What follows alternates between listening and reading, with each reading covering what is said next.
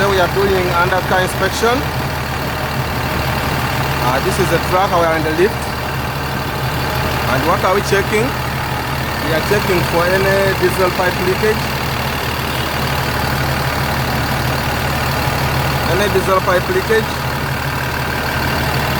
oil pipe, all coolant pipes. Check the turbo.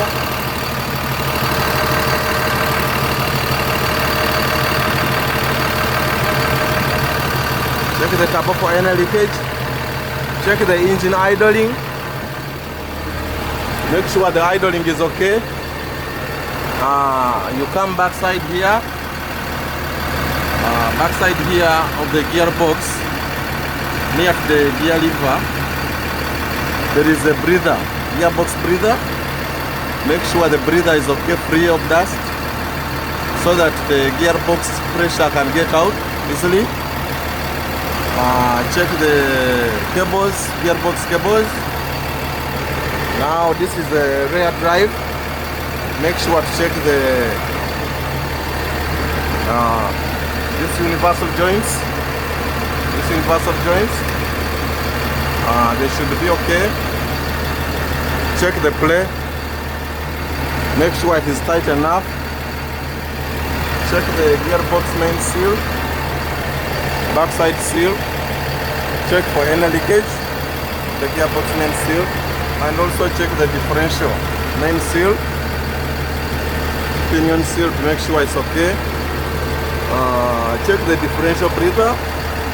Stay up, it must be free of dust so that the differential can also get good aeration. Then we have to check for the brake pads. The brake pads must be well confined. So when you see those brake pads, our brake pads look nice. Where I can focus.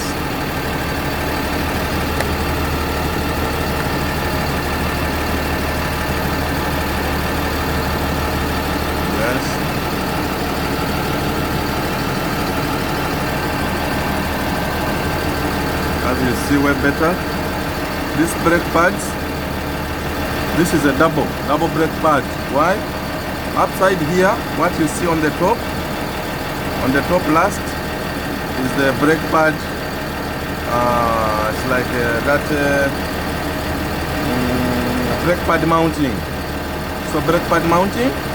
So we have the first line, that's the limit line, and the last one downside is what we use for braking. So make care of that. When you see that gap, the down gap, this gap, closely, if you see the down brake shoe coming close to the center line, meaning you are coming to the limit line, you need to change. But now this is new, it's good, can work. Let us close it. Check the tires. We are under car inspection. Check the tires, make sure all the tires are good. Yes, because you must release the car and should be worth to go on the road. Check the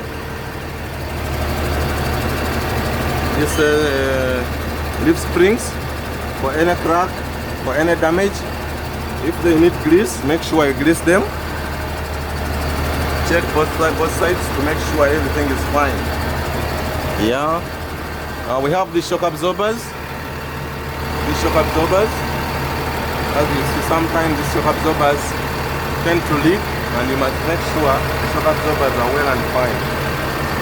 Yeah.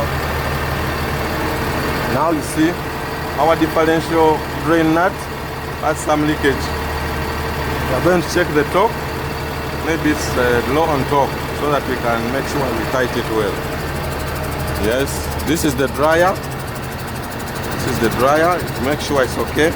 And this is the air regulator valve.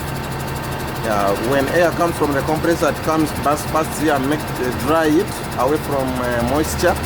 Then it goes here. Also, this one acts as a dryer, but a regulator. This only works as a dryer.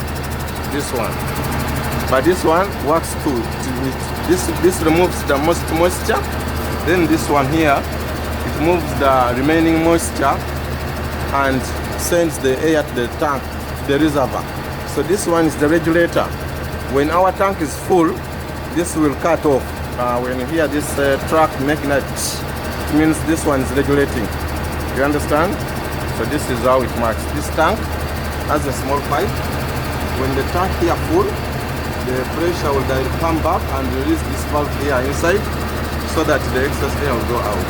So this is a governor. You can call it a governor. It's a dryer and a governor.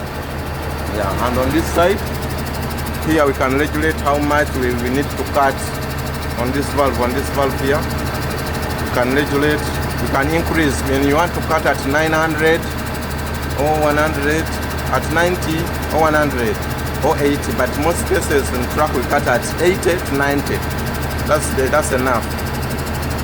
So it's right. Check the canisters. The canisters, they are in good position. Yeah, let us move forward. Forward, you have to check this is the steering rod. See, steering rod, you must check for any play. It must be well and tight as you rotate it. If it has too much play, you'll go out of alignment. So you must always change, and you'll get some wobbling. Now you see this play. This is normal play. The body joint there looks pretty tight. It's good. Okay. Check for these tanks to see if you can feel any leakage in the tanks. So that makes it well perfect to make sure you don't have any air leakage. Check the kingpin. The kingpin grease is good. Yeah, but we have to put more grease there in the kingpin so that we can have a smooth steering. And the lip spring, our lip spring lifts pretty well and nice. Yeah, so here we come to our steering box here. Yeah, you see the steering box? Make sure the steering box is pretty well and good. No leakages, no what. And this also is our steering rod. You must make sure it's pretty tight. No play in this one. Should be really tight, good, so that it moves and controls the rear steering rod.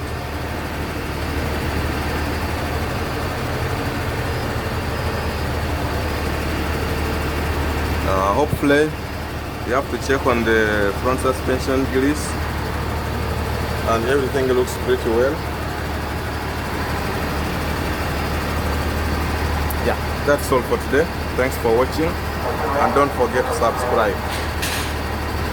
Yeah, keep tuned. We shall be looking. So this is what we call undercar inspection. When you put the car on the lift, make sure you go down of it, check every possible defect, everything. Make sure you check everything. If it is wiring, look on the wiring harness.